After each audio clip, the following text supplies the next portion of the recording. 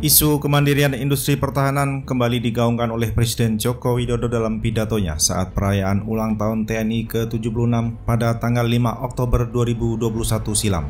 Presiden ke-7 Republik Indonesia ini menekankan bahwa saya tegaskan kembali, kita harus bergeser dari kebijakan belanja pertahanan menjadi kebijakan investasi pertahanan yang berpikir jangka panjang, yang dirancang sistematis, dan yang dijalankan secara konsisten dan berkelanjutan.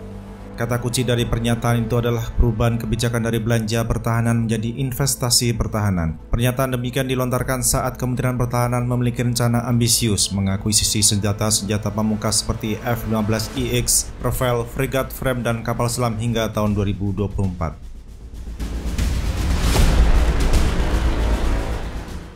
Mengutip data Kementerian Keuangan, realisasi anggaran pertahanan Indonesia pada tahun anggaran 2020 mencapai 136,8 triliun rupiah. Namun faktanya anggaran pengadaan alutsista dalam APBN hanya berkisar pada 9 triliun rupiah sampai 10 triliun rupiah per tahun. Nilai tersebut di luar alokasi pinjaman luar negeri PLN maupun pinjaman dalam negeri PDN khusus buat akuisisi senjata. Meskipun nilai total PLN dan PDN sekitar 130 triliun rupiah sampai 150 triliun rupiah per 5 tahun, namun nominal itu terhitung kecil dan belum dapat memenuhi kebutuhan senjata TNI.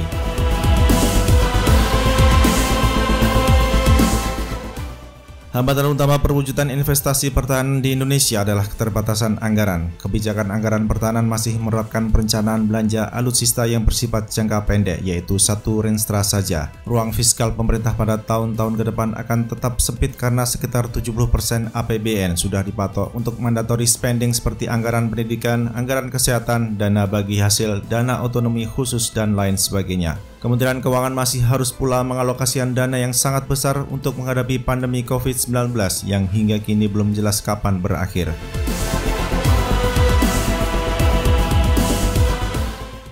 Terkait investasi pertahanan, ada beberapa hal yang perlu diperhatikan. Pertama, Indonesia perlu mendesain ulang perencanaan pertahanan dari yang bersifat renstra 5 tahun menjadi renstra jangka panjang 25 tahun. Jika hal ini dilakukan, Indonesia dapat melakukan pembelian senjata dalam jumlah yang lebih besar. Pengadaan demikian memungkinkan Jakarta untuk meningkatkan kekuatan negosiasi memperoleh transfer teknologi yang lebih besar dan signifikan dari produsen senjata asing.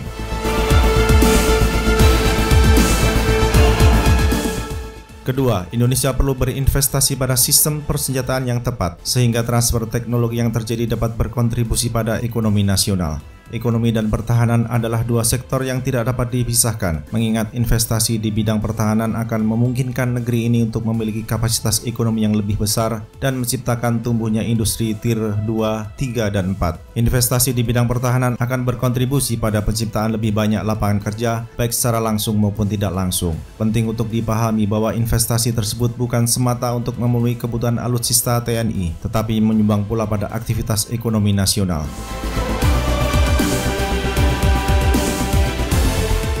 Ketiga, Indonesia harus memahami tahapan dalam membangun industri pertahanan melalui investasi. Pembelian Gripen oleh Brazil berhasil mendorong Saab untuk melakukan transfer teknologi ke negeri Samba, termasuk Joint Development Gripen E dan F. Akuisisi kapal selam kelas Scorpion dari Naval Group oleh Brasil berhasil menciptakan ribuan lapangan kerja langsung maupun tidak langsung bagi Brasil. Sementara keputusan India mengakuisisi kapal selam kelas Scorpion memungkinkan negeri itu membuka ribuan lapangan kerja dan memperoleh transfer teknologi yang diperlukan untuk memproduksi kapal selamnya sendiri. Indonesia dapat mengikuti jejak Brasil dan India apabila memilih pemasok teknologi dan mitra kerjasama yang tepat dan mampu memberikan keuntungan terbaik baginya.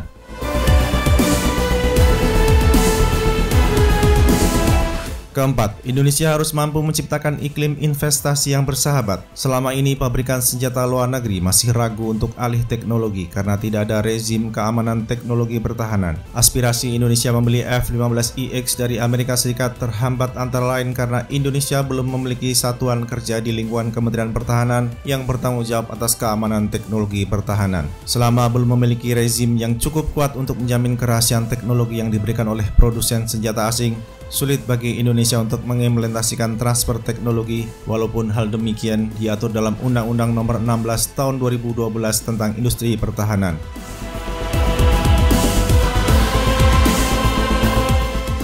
Hingga saat ini, Indonesia masih melakukan belanja pertahanan dalam jumlah senjata yang sedikit. Pendekatan demikian membuat sulitnya meningkatkan kemandirian dalam memproduksi alutsista karena pihak asing tidak mau melakukan transfer teknologi tanpa akuisisi dalam kuantitas yang besar.